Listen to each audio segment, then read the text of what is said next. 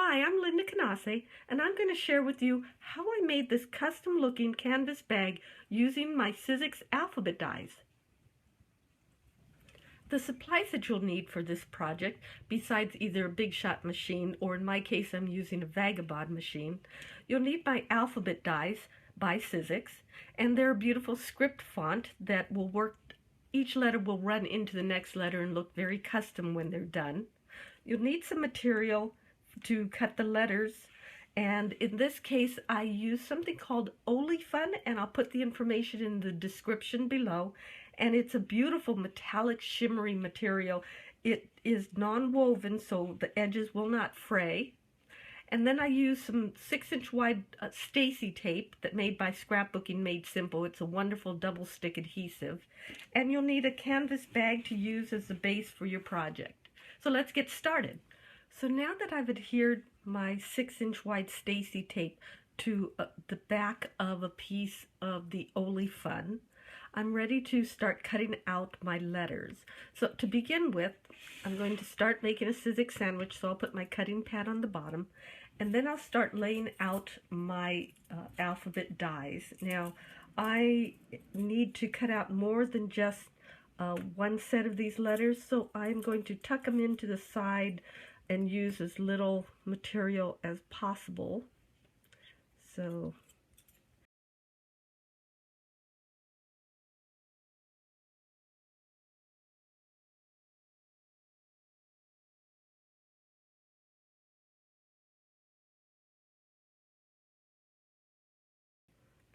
okay, and once I'm happy with that, I'm going to finish off my Sizzix sandwich and then run it through my Vagabond machine.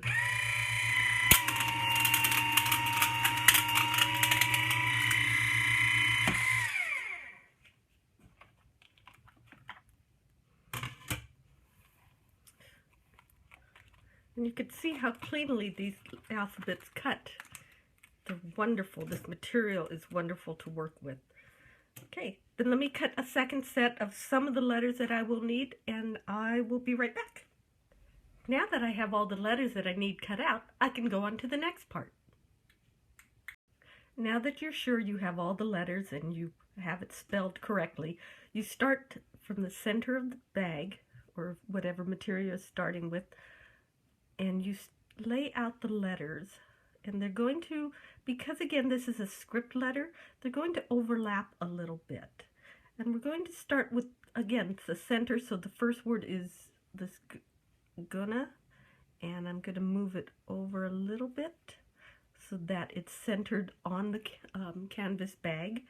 And then on the bottom row, because this is the tallest letter, I'm going to line that up to make sure it doesn't overlap there. And then I'm going to work my way out, and again I'm going to overlap, and you could see it needs to move over just slightly to the right a little bit because the letter M is so wide. And now another trick that this is a graphic designer trick, is that because the K is so tall, it allows for this certain amount of gap in between the letters. So when you want to go to the second or the top row, you want to leave roughly about the same amount of visual gap so that this isn't tighter and this wider, or vice versa. So again, I'm going to start keeping a little bit of space there. And I'm working from the center out. But I see I have to adjust it. Again, the letter M is so wide, so I'm just going to keep playing with this until I get it to the point of where I'm happy with how the letters look. And it's roughly centered. I think this bottom part needs to move over a little bit more again. So maybe that was a little too much. So you want to play with it just a little bit, make sure you're happy with where it's spaced, because the next step we're going to adhere it down. So I started adhering some of the letters, and what I'm being very careful to do is the tail of each letter, and this is the little tail, will go behind the next letter. So although I started with N, I moved over, I left this side up a little bit so that I could tuck the tail under. You can see the O is slightly up. So I'm going to remove the adhesive off the back of my letter.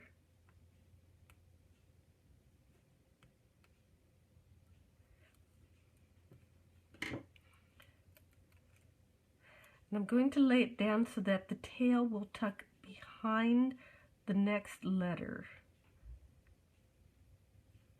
So gently tacking it down as I go. And I'll continue on with these letters, and then I'll do each row next.